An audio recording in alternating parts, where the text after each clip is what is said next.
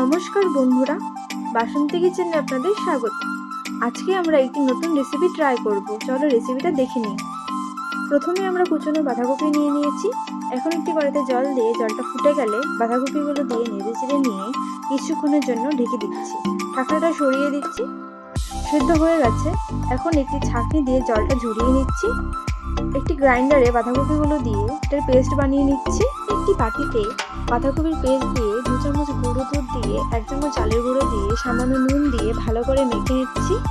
ব্যাটারটা ভালো করে মাখা হয়ে গেছে। এখন একটি থালাতে তেল দিয়ে তেলটাকে চারিদিকে ছড়িয়ে ব্যাটারটা থালাটার মধ্যে দিয়ে চারিদিকে ভালো করে ছড়িয়ে নিচ্ছি।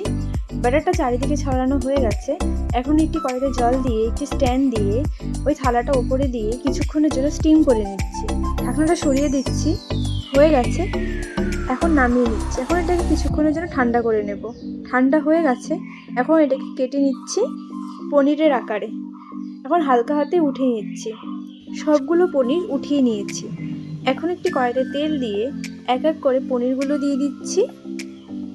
এখন এগুলোকে হালকা হাতে উল্টে পাল্টে নিচ্ছি।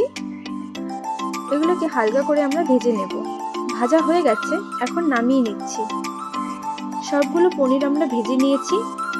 এখন ওই তেলে শুকনো লঙ্কা ও কালো জিরে দিয়ে নেড়েচেড়ে নিচ্ছি। এখন এর মধ্যে টমেটো পেস্ট দিয়ে আবার নেড়েচেড়ে নিচ্ছি। এখন এর মধ্যে মগজ ও বাদাম বাটা দিয়ে আদা জিরে ও লঙ্কা বাটা দিয়ে নেড়েচেড়ে নিচ্ছি।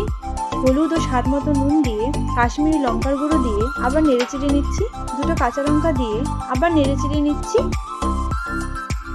সামান্য জল দিয়ে আবার নেড়েচেড়ে নিচ্ছি। এখন এটাকে কিছুক্ষণের জন্য ঢেকে দেবো। ঢাকনাটা সরিয়ে দিয়ে নেড়েচেড়ে নিচ্ছি। এটাকে ভালো করে কষিয়ে নিয়েছি আমরা। এখন এর মধ্যে জল দিয়ে আবার নেড়েচেড়ে নিচ্ছি। এখন 10 মিনিটের জন্য ঢেকে দিচ্ছি। 10 মিনিট হয়ে গেছে। ঢাকনাটা সরিয়ে দিয়ে নেড়েচেড়ে নিয়ে উতরানো এসে গেছে। এখন পনিরগুলো দিয়ে ধনেপাতা দিয়ে আবার নেড়েচেড়ে নিচ্ছি। হয়ে গেছে। এখন নামিয়ে নিচ্ছি।